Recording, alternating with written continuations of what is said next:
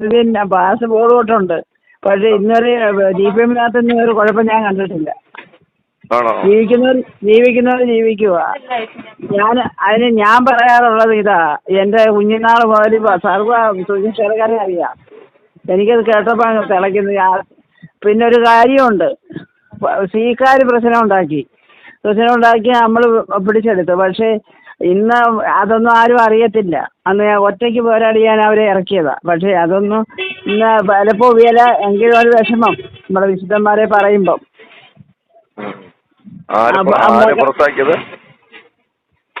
ഈ TPM സിലോമറ്റിക്കോസായിട്ട് 1986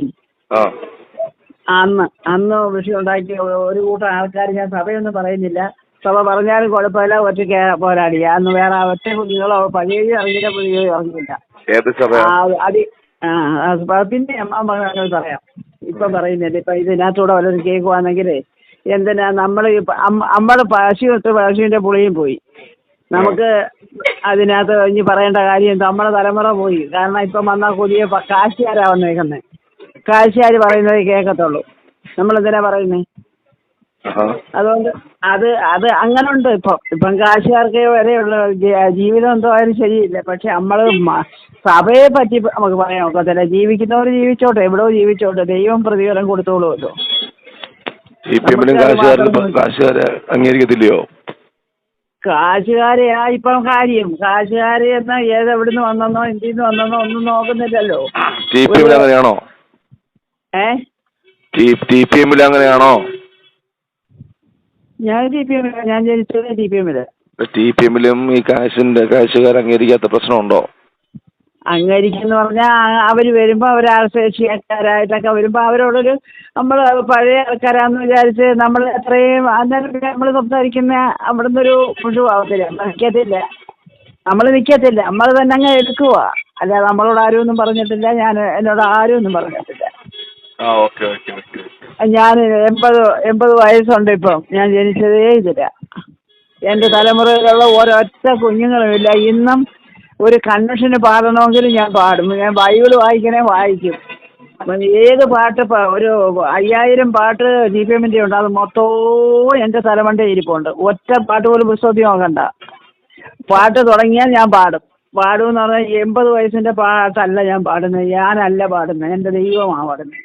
ഒരു പാട്ട് പാടിയില്ല? ഒരു പാട്ട് പാടാമോ? ഏത് പാട്ട് പാടണം? അച്ഛൻ ഇഷ്ടമുള്ള പാട്ട് പാടിക്കോളൂ. അച്ഛൻ ഇഷ്ടമുള്ള പാട്ട് പാടിക്കോളൂ.